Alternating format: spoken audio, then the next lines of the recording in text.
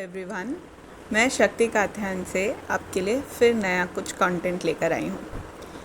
आज हम सब लोग जब भी कुछ कम्युनिटी के साथ करना होता है तो या तो कॉन्सर्ट्स जाते हैं, मूवी थिएटर्स जाते हैं, मॉल्स भी जाते हैं, हमारे पास तो खुद के फ़ोन भी होते हैं एंटरटेनमेंट के लिए, या फिर फेस्टिवल्स हम सेलिब्रेट करते हैं जैसे नवरात्रि और गणपति।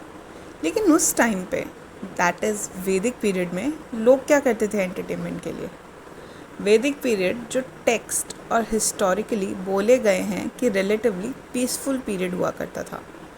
एक आइडल सोसाइटी का जन्म हो रहा था वहाँ पे, और लोग बहुत ही पीसफुली एक साथ रहा करते थे बिकॉज़ वॉर्स इतनी नहीं हो रही थी आपस में।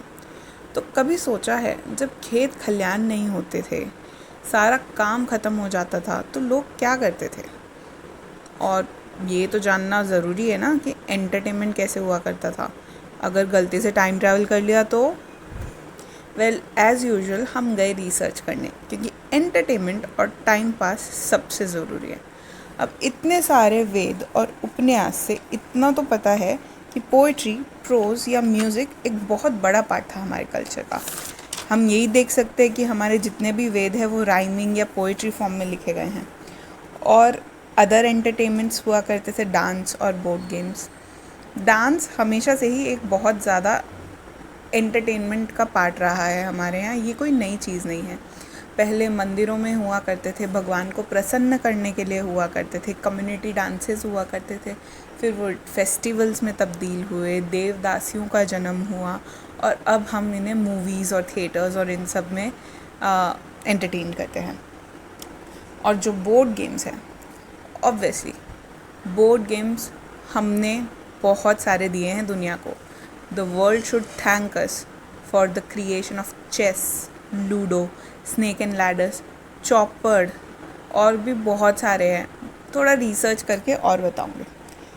पर ये सब हुए इंडिविजुअल, ओके।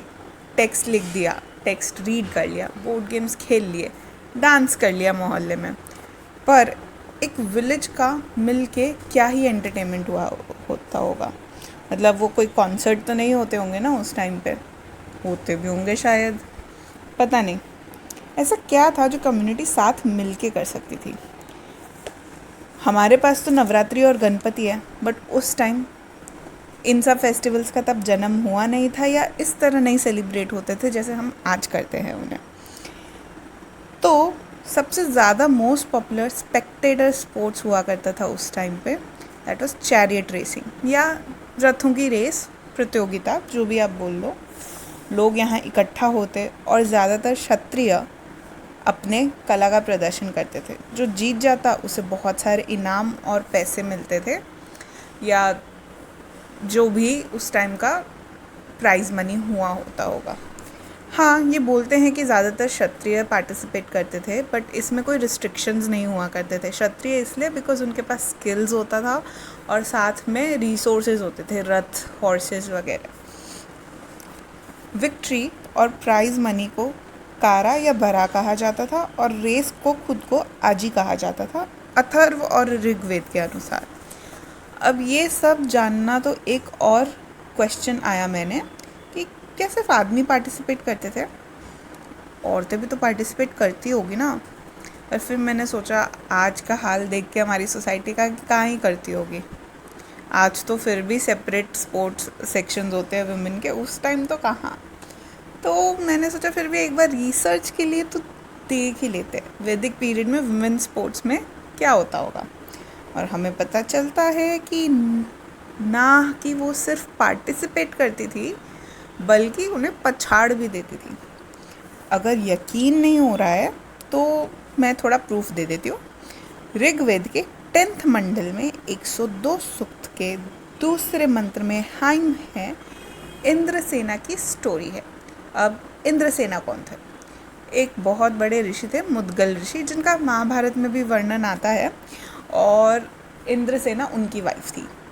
महाभारत में माना जाता है कि Indrasena is the reincarnation of Draupadi, but वो फॉकटेल है कि महाभारत में है, वो हम बाद में देखेंगे।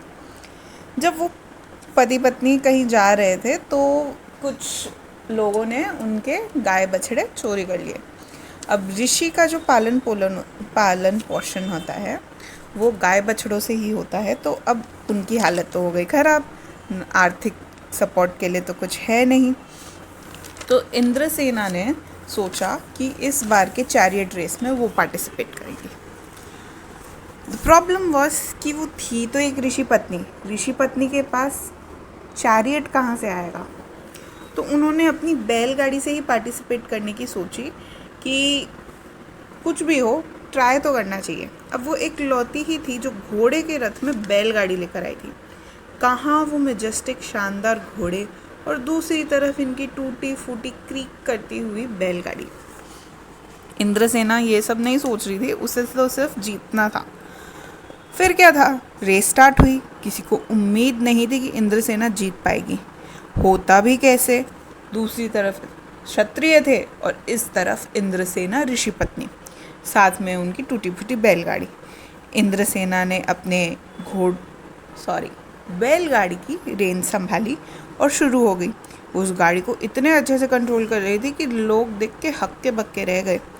और फिर क्या था, इंद्रसेना को तो जीतना ही था। हाँ, कुछ लोग कहते हैं कि खुद देवताओं ने उनकी हेल्प की थी, उनका डिवोशन देख के, उनका दृढ़ निश्चय देख के। बट कुछ जगह ये भी लिखा है कि वो बहुत स्किल्ड सारथी थी और उन्होंने जैसे उस बैलगाड़ी को कंट्रोल किया था वो हर कोई नहीं कर पाता। तो हाँ, वुमेन स्पोर्ट उस टाइम भी था, अलग नहीं था, उन्हीं में वुमेन पार्टिसिपेट भी करती थी और जीतती भी थी।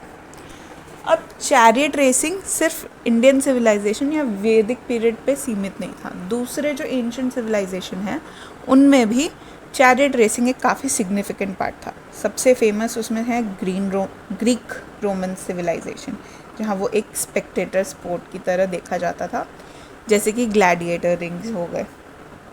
एंशिएंट इंडिया में ये ज़्यादातर राजयज्ञ जब हो रहा था तब फेस्टिवल्स जो मनाए जाते थे, उस टाइम पे क्षत्रिय इकट्ठा हुआ करते थे अपने स्किल्स शो ऑफ करने के लिए और पार्टिसिपेट करने के लिए, या थोड़े एक्स्ट्रा प्राइज़ कमाने के लिए।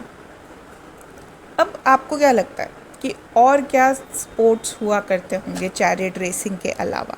शायद हमारे यहाँ भी ग्लैडिएटर रिंग्स जैसा कुछ होता होगा। रिसर्च करके बताते हैं। तब तक प्लीज़ लाइक एंड सब्सक्राइब।